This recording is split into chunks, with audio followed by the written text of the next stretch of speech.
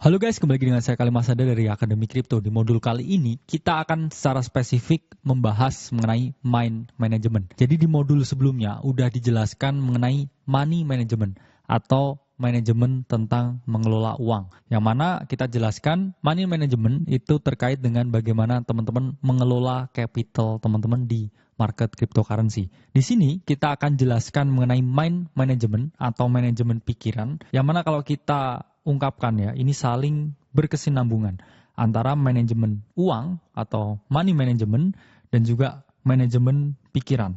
Karena pasti ketika money manajemennya ini udah benar, ini kita pikirannya itu juga pasti benar. Kenapa pasti benar? Karena semua tentang uang itu merubah persepsi kita terhadap cara kita melihat sesuatu. Dan pikiran kita ini adalah sistem yang sangat amat kompleks yang mempengaruhi keberhasilan dari kita trading dan juga kita investing. Karena pada dasarnya realitas itu dibentuk oleh pikiran kita. Dan ketika pikiran kita tidak bisa menggambarkan realitas seperti apa yang kita inginkan, ini tidak akan mungkin tercapai yang namanya kesuksesan di dalam trading atau investing di market cryptocurrency. Nah, di sini kita akan membahas hal yang paling penting di dalam dunia ini, yaitu adalah hal yang bisa kita kontrol dan juga hal yang tidak bisa kita kontrol. Jadi ini adalah controllable ya. Dan di sini adalah uncontrollable. Di mana hal-hal yang tidak bisa kita kontrol yaitu adalah market. Jadi market ini tempat bertemunya pembeli dan penjual yang melakukan transaksi. Karena kita nggak bisa ya mempengaruhi market, tidak ada yang bisa mempengaruhi market. Bahkan semua market maker pun atau semua para smart money yang besar ya, para paus, ini juga ada kemungkinan dimakan paus lain yang lebih besar. Atau bisa aja dia dimakan ikan-ikan kecil yang jumlahnya sangat banyak. Jadi di market itu tidak ada jaminan bahwa selalu menang atau selalu berhasil. Bahkan mereka yang punya uang yang unlimited pun ya menggerakkan market, misalkan Bitcoin sampai 1 juta US dollar. Lalu pertanyaannya mereka mau jual ke siapa kalau semuanya udah naik? Pasti mereka ikan-ikan kecil yang di bawah ini pasti ya akan memperoleh keuntungan dan akhirnya memakan ya ikan besar ini ketika harganya udah naik. Jadi anggap saja market itu persis seperti game feeding frenzy. Ya, jadi ada ikan kecil yang mana dia memakan ikan yang lainnya supaya dia bisa menjadi lebih besar. Jadi analoginya itu market seperti itu. Jadi nggak ada yang namanya, oh saya punya uang tak terbatas, jadi saya bisa melakukan apapun di market. Itu nggak bisa. Karena market itu adalah tempat yang sangat adil. Bahkan kalau kita melihat Tesla dan Elon Musk, kurang duit apa, endingnya mereka tidak bisa merealisasikan keuntungan yang mereka miliki ketika mereka membeli Bitcoin. Jadi market ini tempat yang sangat anomali. Bahkan Adam Smith menyebut bahwa market inilah tempat yang sangat gaib. Sehingga teman-teman tidak bisa melakukan apapun di market. Bahkan ketika kamu berdoa ya sekalipun, ya berharap sesuatu itu akan terjadi sesuai dengan harapanmu, maaf sekali, market itu tidak bekerja seperti itu. Jadi market ini seperti mesin voting ya, mengumpulkan orang yang mau membeli, mengumpulkan orang yang mau menjual ya, atau mengumpulkan orang yang istilahnya stagnan ya, atau tidak melakukan aksi apapun. Saya bilang di sini adalah mereka yang netral ya. Hijau ini adalah mereka yang mau membeli ya. Kemudian merah ini adalah mereka yang mau melakukan penjualan. Jadi market ini memang sangat tidak bisa diprediksi. Itulah kenapa teman-teman kalau mau memprediksi market itu sebenarnya tidak bisa. Teman-teman hanya bereaksi tentang apa yang mungkin market ini lakukan. Jadi misalkan saya membuat suatu langkah antisipasi ya. Kalau misalkan 7 bulan berturut-turut Bitcoin ini closing bullish ya. Ini seperti ini mungkin ya. Ini ada area. Nah, ini ada chance kita akan tembus dan melakukan price discovery. Secara probabilitas, itu sangat mungkin. Tapi pasti ada 20% probabilitas yang mengatakan bahwa analisa saya ini bisa aja salah ya. Ada tingkat margin of error-nya 20% yang menyebabkan market ini bisa ya, atau mungkin mengalami koreksi. Jadi saya membuat suatu langkah antisipasi, ini bukan tentang saya memprediksi, oh ini market akan selalu naik, oh ini market akan turun. Tapi saya membuat langkah antisipasi, oke ini 7 bulan berturut-turut, ini adalah bullish. Sehingga ada kemungkinan besar 80% kita shoot up ke atas dan melakukan price discovery. Tiba-tiba ada berita perang yang menyebabkan ini harga mengalami koreksi yang signifikan. Itu di luar kendali saya, tapi saya bilang ada 20%. Ini adalah margin of error atau kemungkinan market ini tidak mengalami kenaikan atau malah mengalami koreksi. ini saya akan membuat suatu langkah antisipasi. Kalau memang kejadiannya A, saya ini akan membeli Bitcoin dan hold ya sampai 90.000. Tapi kalau kejadiannya B, yang terjadi, ini saya akan menjual sebagian, mungkin 50%, dan mungkin akan membeli lagi ketika Bitcoin ada di titik tertentu. Nah, pada dasarnya, yang kita lakukan, atau hal yang bisa kita kontrol, itu bukan market, bukan hasilnya, bukan outputnya. Tapi yang bisa kita kontrol itu adalah inputnya. Jadi apa aja yang tergolong dalam input, ya. Ini satu adalah strategi, dan kedua adalah mentalitas. Atau pikiran, atau mind. Yang mana strategi ini, ya, ini sayangnya hanya 20%. Trading dan juga investing, itu 80%-nya itu adalah psikologi ya atau pikiran. Yang mana mind ini bisa dibagi lagi ke dalam 3 hal, yaitu adalah sebelum dan kemudian di saat dan setelah ya melakukan suatu investasi. Jadi sebelum teman-teman melakukan investasi, ketika atau di saat teman-teman melakukan investasi, dan setelah teman-teman melakukan investasi, itu harus dilakukan suatu mind management yang khusus. Apa aja mind management yang khusus? Ini pertama kita akan bahas sebelum melakukan investasi. Pertama teman-teman harus tentukan tujuan. Ini yang paling penting. Tujuanmu kamu masuk ke market ini pengen apa? Apakah pengen mencari kekayaan sebanyak-banyaknya? Apakah kamu di sini ingin mempertahankan kekayaan yang kamu miliki? Misalkan kamu udah kaya. Atau ketiga, kamu cuma pengen seneng-seneng, asik-asik, eksplorasi suatu hobi baru. Ya, jadi ketika di awal ini kamu mau investasi, udah nggak dapat mind manajemennya ketika kamu, saya lihat PPU Aceh keren, saya mau berpartisipasi. No, dari awal sudah harus terdefinisi dengan jelas. Kamu mau apa di sini? Oke, kalau misalkan di sini saya mau kaya, saya mau meningkatkan wealth saya. Gimana caranya kaya? Yang jelas teman-teman harus menambah source of income yang banyak, kemudian membaginya ke dalam 3 ya, active income, kemudian passive income, dan juga portfolio income. Yang mana tujuan ini harus jelas, terdefinisi. Misalkan saya pengen mencapai 1 miliar ya, pertama di hidup saya. Dan misalkan sekarang saya punya uang 100 juta ya, berarti saya harus naik 10 kali lipat atau 1000%. Supaya saya bisa mencapai goals yang ingin saya tuju. Dan di situ terdefinisi dengan jelas. Saya ingin naik portofolionya ini 1000%. Berarti saya harus melakukan investasi yang sangat agresif. Gimana caranya sangat agresif? Bukan berarti langsung 100x leverage dan berdoa ya. Bukan seperti itu. Tapi di sini teman-teman harus melakukan strategi yang namanya bajing loncat. Atau loncat dari naratif ke naratif lain di altcoin. Supaya di sini teman-teman bisa melakukan yang namanya compounding effect. Sehingga lebih besar lagi nilai dan juga size investasi yang teman-teman lakukan. Itu terkait dengan tujuan. Kedua ya, di sini teman-teman harus memberikan batasan ya, apa yang harus dilakukan dan apa yang harus tidak dilakukan. Contohnya apa yang harus dilakukan? Misalkan di sini teman-teman harus meningkatkan kemampuan literasi keuangan teman-teman.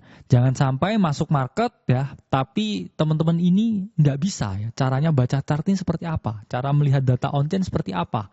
Tokenomic itu apa sih? Ya, kira-kira berapa banyak token yang keluar dan lain sebagainya? Siapa smart money yang berinvestasi di sini? Itu adalah hal-hal yang harus teman-teman ketahui. Tapi ada juga ya hal-hal yang memang nggak harus teman-teman ketahui. Misalkan teknisnya exchange seperti apa ya, atau misalkan di dalam protokol kripto blockchain itu seperti apa, itu sangat jauh. Sehingga ada hal yang harus teman-teman pahami dan ada hal yang harus teman-teman batasi. Kalau teman-teman di sini pengennya mau untung, ya pelajari apa yang bisa memberikan keuntungan ke teman-teman. Jadi buat batasan di sini. Kemudian ketiga, ya ini adalah membangun yang namanya keyakinan. Karena tanpa adanya keyakinan, ini teman-teman tidak akan bisa ya memperoleh keuntungan atau uang di market kripto. Karena flow-nya seperti ini ya. Awalnya teman-teman tuh berawal dari pengetahuan ya. Pengetahuan berubah jadi kepercayaan, dan baru yang ketiga ini keyakinan. Tanpa adanya conviction sama sekali dengan market kripto, kalau teman-teman di sini hanya oke, saya pengen kaya ya, saya FOMO beli kripto, tapi nggak tahu apa itu kripto dan apa itu teknologi blockchain, apa itu fungsi teknologi blockchain untuk masa depan. Saya jamin 2 minggu setelah market merah teman-teman bakal keluar. Padahal di sini teman-teman harus punya keyakinan yang sangat amat tinggi terhadap apa yang teman-teman investasikan di sini. Sehingga mind management ya di sini ketika teman-teman sebelum masuk itu niatnya harus sudah jelas ya, keyakinannya itu harus ada. Tapi untuk membentuk keyakinan harus ada pengetahuan, minimal pelajarilah apa itu Bitcoin. Siapa penemunya Bitcoin? Kapan Bitcoin ditemukan? Bagaimana sistem dari jaringan blockchain dan lain sebagainya. Itu harus teman-teman pahami, teman-teman ketahui, baru teman-teman timbullah keyakinan. Oke, saya yakin dengan market ini, saya yakin dengan altcoin yang saya beli, dan kemudian kita masuk ya hal keempat sebelum melakukan investasi ya, ketika ini di tahap mind management, yaitu adalah be realistic. Apa itu be realistic? 97% trader itu akan gagal. Di market ini untuk mencari keuntungan itu tidak semudah yang teman-teman bayangkan. Chance-nya ini sama seperti ketika teman-teman mau masuk NBA. Hanya 3% dari mereka ini yang atlet-atlet yang masuk di rookie ya, di SMA itu bisa masuk NBA itu hanya 3%. Sehingga teman-teman ketika mau berjuang di sini, teman-teman harus mencurahkan semuanya ya.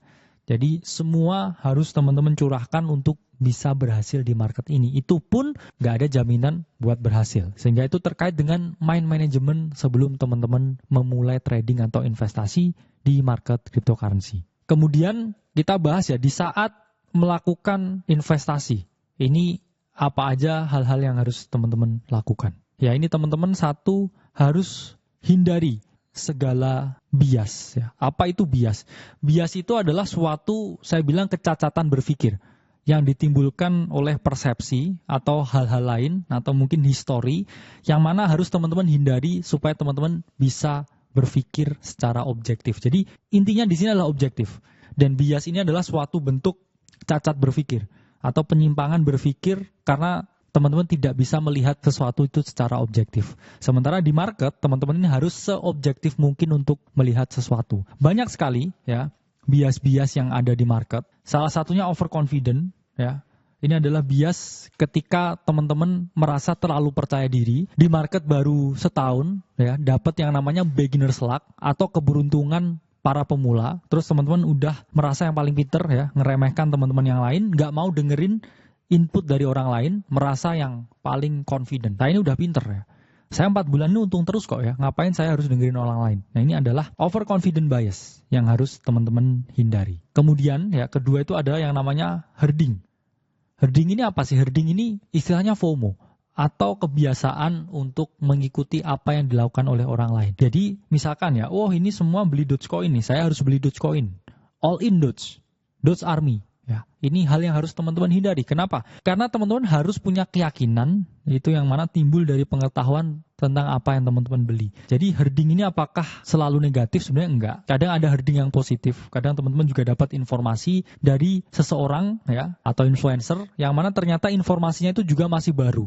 Ya, sehingga herding ini tidak selamanya buruk, tapi yang paling buruk ini adalah ketika teman-teman herding atau FOMO terhadap sesuatu yang tidak teman-teman ketahui sama sekali. Jadi misalkan ada meme koin ABCZ, ya, terus habis itu teman-teman beli ya koin ABCZ Inu itu misalkan. Itu adalah herding yang harus teman-teman hindari. Dan terakhir, bias yang paling berbahaya ini adalah mental accounting. Apa itu mental accounting bias? Yaitu adalah bias di mana teman-teman ini melihat ya bahwa investasi ini nilainya secara nominal berapa dan bisa untuk apa ya. Ini adalah kesalahan yang harus teman-teman hindari. Misalkan teman-teman, wah saya profit nih, seneng ya, naik 100 juta, ini bisa saya belikan mobil baru. Atau misalkan tiba-tiba ketika turun, wah turun nih ya 50 juta, harusnya duitnya bisa buat beli ini, buat beli itu ya. Ketika itu menyerang teman-teman, itu teman-teman harus hindari. Kenapa? Karena kalau enggak teman-teman hindari, teman-teman itu enggak akan bisa berprogres. Karena semuanya ini dinilai dengan ini bisa dibeliin apa di luar sana. Kalau teman-teman enggak berpikir ya ini di luar ini bisa buat beli apa, teman-teman akan dengan bebas ya melakukan namanya compounding effect. Yang mana ini nilainya akan semakin lama semakin gede. Anggap aja ini uang monopoli ya, nggak bisa ditarik keluar, nggak bisa buat beli apa-apa. Ya, sehingga teman-teman fokusnya ini adalah mengembangkan portofolio secara eksponensial. Nah kemudian di saat teman-teman berinvestasi ya, ini hal yang harus teman-teman lakukan adalah capital preservation ya. Atau modal ini harus tetap dipertahankan ya. Itulah mengapa kalau teman-teman portofolionya ini grow ya, ini jangan teman-teman lakukan yang namanya cash out ya ketika dia lagi naik ya. Jadi jangan cash out terus kemudian uangnya teman-teman keluarkan ya untuk bangun usaha atau misalkan untuk kebutuhan sehari-hari bahkan kebutuhan tersier, biarkan ya dia terus bertumbuh dan berkembang nilainya.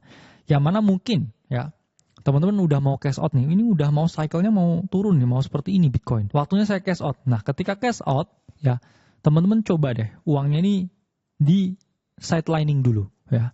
Jangan dialokasikan ke bisnis lain ya atau buat barang-barang tersier, tapi kamu set lining dulu. Nanti ya ketika market ini mau bergerak lagi, ya ini kamu bisa deploy your capital di sini. Jadi salah satu hal yang menarik ya yang saya ketahui di market ini adalah teman-teman jangan ya asal tiba-tiba cash out ya, buat kebutuhan-kebutuhan yang lain, tiba-tiba cash out beli mobil, ternyata cycle-nya ini masih ada 6 bulan lagi ya. Opportunity cost-nya, uangnya ini masih di dalam market dengan uangnya ini keluar di market, ya yang mana kamu memutus rantainya ini ya, atau chain-nya ini terputus. Padahal compounding itu hal yang paling penting itu adalah satu, ya ini adalah nggak pernah keputus. Tapi kalau teman-teman nggak fokus di tengah jalan, terus kemudian teman-teman fokusnya hilang, bahkan dilepas ya rantainya ini putus, teman-teman nggak akan pernah bisa melakukan apa yang namanya compounding effect. Jadi pahami bahwa cash flow di portofolio income ini khusus untuk mengembangkan portofolio. Jangan cash flow ya dari portofolio income ya, terus habis itu teman-teman buat kebutuhan-kebutuhan lain ya. Atau bahkan untuk secondary income. Atau bahkan untuk kebutuhan sehari-hari yang harusnya di-cover oleh active income. Jadi jangan mundur ke belakang ya, tapi teman-teman terus ya compoundingkan supaya nilainya ini terus bertambah. Nah, ketika teman-teman di sini berinvestasi, hal ketiga yang harus teman-teman lakukannya adalah lihat diri sendiri. Apa maksudnya lihat diri sendiri? Investasi atau trading itu adalah permainan you versus you ya. Artinya kamu hanya bisa membandingkan dengan dirimu yang kemarin. Jangan membandingkan dirimu dengan orang lain. Kenapa demikian? Karena orang ini startnya berbeda-beda. Mungkin kamu startnya di sini ya.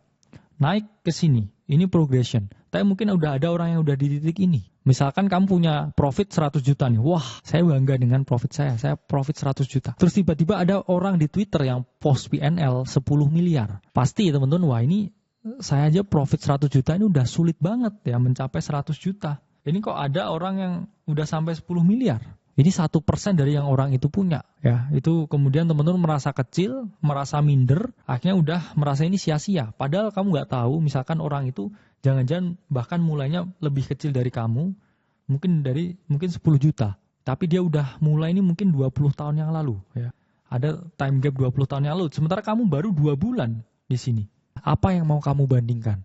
Nggak ada. Ya. Terus kamu menyesal, harusnya saya mulai 20 tahun yang lalu, harusnya saya beli Bitcoin 2013. Nasi sudah menjadi bubur, ya mari kita lihat ke depan, fokus ke diri sendiri, jangan lihat orang lain kalau kamu mau berkembang secara pesat. Terakhir, kita akan membahas mind management atau manajemen pikiran setelah melakukan investasi. Pertama, teman-teman harus bersyukur ya. Apa maksudnya bersyukur? Seperti yang saya jelaskan di poin sebelumnya, ada yang orang bersyukur dengan 100 juta, ada yang menurut mereka 10 miliar itu kecil. Jadi apapun di market itu asal nggak rugi, itu harus kita syukuri. Besar kecil profit yang kita peroleh itu jauh lebih baik ya daripada loss yang kita peroleh. Sehingga di sini teman-teman harus memahami bersyukur itu adalah segalanya. Dan membandingkan dengan orang lain, yaitu nggak pas. Ya. Apalagi ini lanjut ke poin kedua ya. Ketika teman-teman udah bersyukur, teman-teman terhindar dari yang namanya revenge atau balas dendam. Ya, istilahnya biar revenge trading ya atau revenge investing. Ini adalah keadaan ketika teman-teman ini sebenarnya udah merasa cukup ya.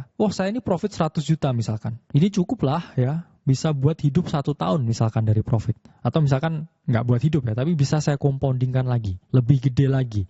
Ini udah lumayan kan, 100 juta itu udah kayak gaji manajer di level atas. Terus kemudian teman-teman lihat tadi, orang yang PNL-nya 10 miliar tadi. Terus habis itu ngiri. Ya. Orang ini kok bisa mencapai 10 miliar ya? Ini saya hanya 1% dari 10 miliar. Gimana kalau ini saya leverage-kan? Saya leverage semuanya, leverage 100 kali lipat. Ini kalau saya naik dikit aja ya marketnya, ini saya bisa mencapai angka ini. Minimal 10% dari angka ini. Nah itu nggak boleh teman-teman lakukan. Ini yang namanya revenge trading atau revenge investing ketika kita merasa tidak cukup dengan apa yang kita miliki. Sehingga intinya jangan membandingkan ya, bersyukur, terus menghindari revenge trading atau revenge investing. Ini contohnya kalau teman-teman abusing the leverage. Tapi kalau teman-teman mikir dengan konsep yang sama, wah ini gimana? Ini ada koin baru ya. Ini baru listing ya. Ini katanya bisa jadi the next ini ya. The next Shiba Inu. Terus kemudian apa yang teman-teman lakukan? Uangnya 100 juta ini teman-teman all in kan 100% ya ke koin ticker baru gitu ya, Inu gitu. Berharap nanti kalau jadi Shiba Inu ya, ini saya misalkan naik puluhan ribu %, saya bisa ke angka 10 miliar itu. Itu adalah hal yang tidak boleh dilakukan ya, karena semuanya ini harus dipahami bahwa kita di sini untuk long term, dan ketika kita di awal ini tujuannya udah salah, udah lihat nominalnya ini, secara management itu sudah berantakan. Itu kita tidak akan pernah bisa growing portfolio, kita tidak akan pernah bisa survive ya. Karena at some point ketika pikiranmu kacau lagi, kamu lihat orang lagi, punya influence lagi, tiba-tiba ngerubah strategi lagi, ini semua benar-benar kamu coret semuanya ya. Ini semuanya kamu coret ya. Apa yang saya ajarkan hari ini udah gak ada artinya lagi. Karena tiba-tiba itu tadi, seperti compounding, itu bukan hanya tentang duit ya. Compounding itu juga tentang skill, mindset, dan juga ketahanan emosi ketika kamu investing atau trading. Misalkan seperti ini ya, ini bukan hanya duitnya yang di sini ya. Ini misalkan kalau compoundingnya itu dari segi duit. Misalkan kepotong satu ini udah selesai. Begitu juga dengan skill ya. Misalkan kita ngomong di sini adalah ya skill ya, bukan duit tapi skill. Ini ketika kamu putus di sini, mentalmu juga berantakan lagi. Kamu nggak akan pernah bisa mencapai hal yang lebih baik terus. Jadi harus dipahami bahwa di sini teman-teman yang compounding itu bukan hanya cashnya atau capitalnya atau liquidnya, tapi skill kita, tetapi kedewasaan kita dan juga kecerdasan emosi kita yang juga harus bertambah seiring dengan berjalannya market. Karena dua hal ini adalah dua hal yang berbeda. Ya, bisa aja kamu tiba-tiba jackpot, beli koin yang ada embel-embel inunya ya, terus tiba-tiba uang kamu ya jadi puluhan miliar secara mendadak ya. Tapi kamu nggak tahu thought prosesnya untuk mencapai uang seperti itu seperti apa ya. Ini kamu abaikan, tiba-tiba kamu berpikir ya, wah saya dulu adalah pemenang lotre, saya adalah miliuner semalam. Terus kamu lakukan, kamu berpikir lagi dengan uang yang ada sekarang, ini saya bisa jadi miliuner lagi, saya tinggal cari koin yang bisa home run lagi.